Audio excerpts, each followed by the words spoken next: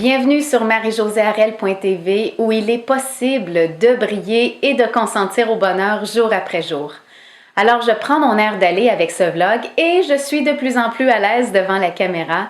Je tiens à vous remercier d'être au rendez-vous et surtout merci de me partager vos réactions face à cette démarche d'établir et de respecter nos priorités de vie. Alors dites-moi, avez-vous statué sur votre priorité numéro 1 ou est-ce que cette démarche semble plus compliquée, plus laborieuse que prévu? Une priorité de vie ne se discute pas. Elle est propre à chacun de nous et elle est souvent en lien avec notre expérience personnelle. Si vous avez de la difficulté à statuer sur vos priorités de vie, arrêtez-vous un instant et observez votre histoire. En identifiant vos rêves, vos passions, vos ambitions, vous êtes en mesure de voir ce qui est cher à votre cœur. Aussi, en observant les élans les plus naturels de votre personnalité, vous êtes en mesure de constater ce qui compte réellement pour vous. Par exemple, j'ai des amis qui ont toujours su qu'elles voulaient des enfants et ce désir part de leur priorité. D'autres de mes copines avaient une idée bien précise du métier qu'elles voulaient exercer, enseignante, infirmière, avocate, médecin, éducatrice, et cette volonté reflète aussi leurs priorités. Pour ma part, je suis passionnée de spiritualité et du monde intérieur de l'être humain depuis l'âge de 15 ans. Toute mon histoire personnelle est empreinte de cette passion. Alors, il n'est pas surprenant que ma priorité numéro 2 soit Dieu. Et le fait même de l'affirmer suscite des réactions. Certains peuvent être choqués que Dieu passe avant mon mari ou moi-même, tandis que d'autres peuvent être outrés que Dieu ne soit justement pas au sommet de mon palmarès. Et voilà exactement pourquoi une priorité de vie ne se discute pas. Il en tient à chacun de nous de savoir quelle orientation nous voulons donner à notre quotidien.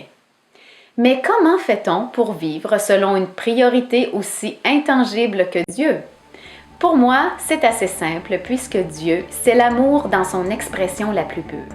Donc, à la fin de chaque journée, je me pose la question suivante. Ai-je suffisamment aimé?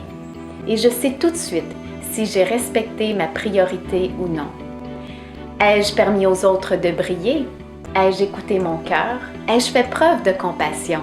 Ai-je souri aux passants? Voilà autant de questions qui me ramènent à l'essentiel. Alors, je suis curieuse, quelle est votre priorité numéro 2?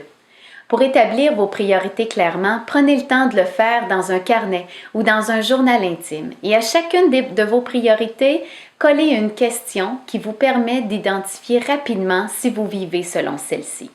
Une fois par semaine, relisez vos priorités et répondez avec franchise à la question qui y est associée.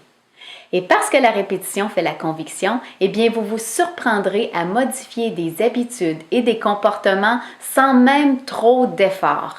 Voilà la puissance de savoir ce que l'on veut et de le clarifier continuellement. Je vous souhaite de faire une belle réflexion positive et constructive. Prenez le temps de venir commenter cette vidéo, de me laisser vos impressions et vos réactions directement sur mon site www.marie-josée-arel.tv où vous pouvez également vous inscrire pour recevoir personnellement mes vidéos. Vous pouvez également me suivre sur Twitter et sur Facebook.